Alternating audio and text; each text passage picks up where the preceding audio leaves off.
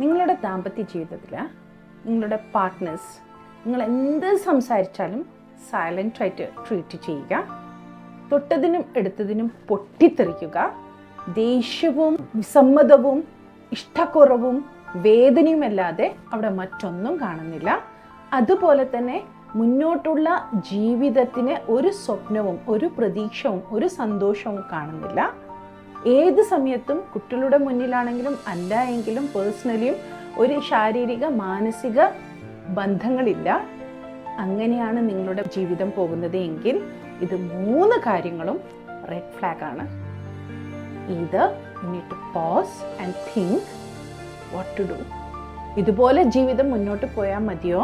ഒരു ഓപ്പൺ ഡിസ്കഷനും ഈ പ്രശ്നങ്ങളെ ഓരോ ദിവസവും മാറും കഴിയും തീരും എന്ന് പ്രതീക്ഷിച്ച് നിൽക്കാതെ ഇതിനെന്ത് വേണം എന്ന് സ്റ്റെപ്പ് എടുക്കേണ്ട സമയം അതിക്രമിച്ചിരിക്കുന്നു എന്നാണ് ആ റെഡ് ഫ്ലാഗ്സ് അറിയിക്കുന്നത്.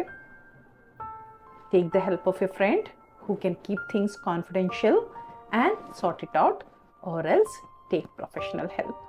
It's time for you to work on that.